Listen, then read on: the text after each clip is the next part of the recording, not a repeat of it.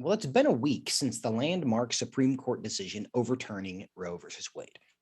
But the Biden administration has wasted no time as it scrambles to find new ways around laws meant to protect unborn children. At the top of this list is chemical abortion, a pill regimen distributed under the brand name Mifeprex.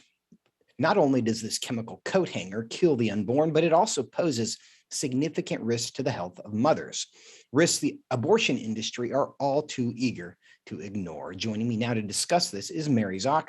She's the director of the Center for Human Dignity here at FRC. Mary, welcome back to the show. Thanks so much for having me, Joseph. Good to see you. It's been quite a week. You've been all over the place. Now that you've had a week to digest the Dobbs decision, do you feel any different now than you did a week ago?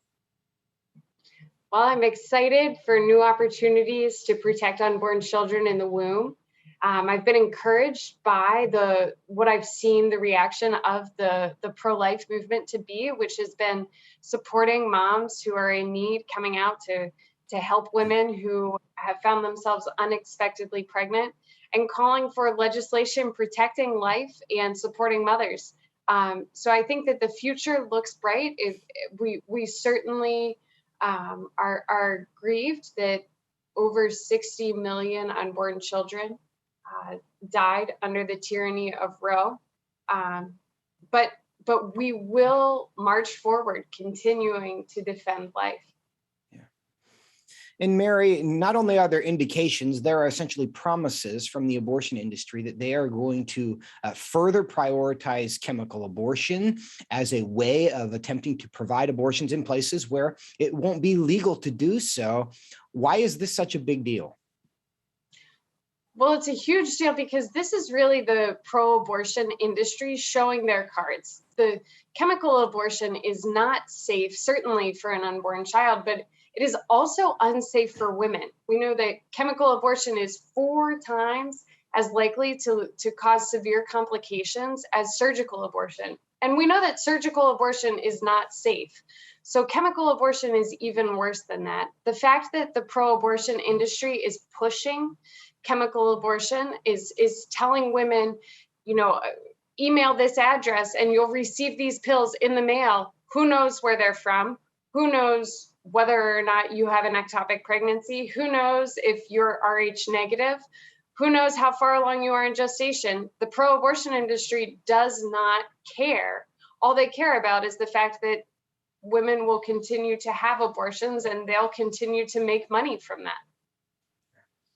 HHS Secretary Javier Becerra addressed this issue this week. Let's play clip 3, and then Mary, I want to give you a chance to respond.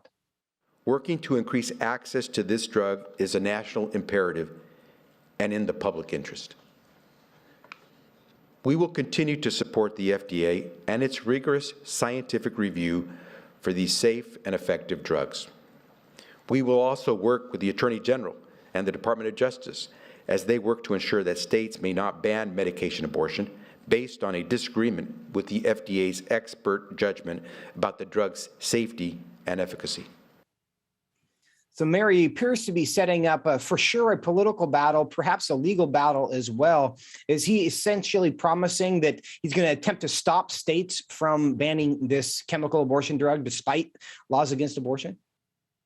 Well, thankfully, he doesn't have as much power as he thinks he has, but what he is talking about the FDA's safety judgment that this drug is safe. The FDA has made their judgment without any actual reporting requirements surrounding chemical abortion. So all reporting to the FDA on chemical abortion complications are voluntary, with the exception of the reporting of death.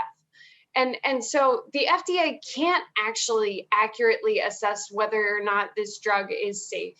But we know that it is not. We know that the further along a woman is in gestation, the more likely she is to have an incomplete pregnancy. We know that incomplete pregnancy occurs up to 10% of the time.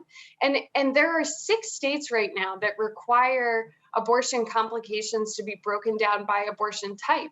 And we know from the data in Arkansas that over 88% of abortion complications there were the result of chemical abortion.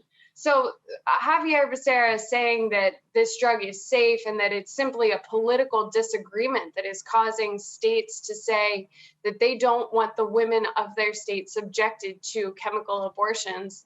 It's ridiculous. But that does set up to be one of the new debates over abortion broadly in a post-Dobbs world. But Mary, tell us a bit more about how these are used practically. How late in pregnancy are women taking chemical abortion drugs? Well, it's interesting that you asked that, Joseph, because the FDA's approval time for these drugs has shifted over the years. Currently, the FDA has approved them for use up to 70 days. But just this past week, one of our interns received a pamphlet while she was up in front of the Supreme Court that was telling women you can take chemical abortion drugs at greater than 11 weeks of pregnancy.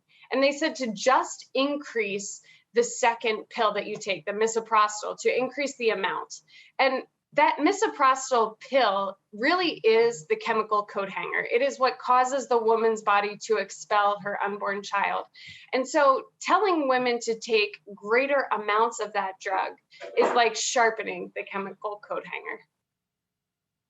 And what we see here is they're going to make these drugs available in a way that eliminates the questions, the safeguards, the ability of a doctor to find out how late in pregnancy are you, is this appropriate? So you could get women who are literally ordering it through an email address, getting it at a time when everybody would acknowledge it's completely unsafe and taking it anyway, because the process eliminates all the safeguards, assuming we even think abortion is ever safe, which of course we know that it's not, but it's explicitly dangerous for the mother in that case. Mary, what can be done about this?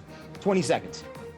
Well, we need to work for states to pass legislation that protects unborn children beginning at conception, because that both protects unborn children and their mothers from surgical abortion and from the dangers of chemical abortion. Mary Szoch, we so appreciate your work on this. We will be back to talk about it again, I know. Thanks so much for your time and happy 4th. Thanks so much for having me.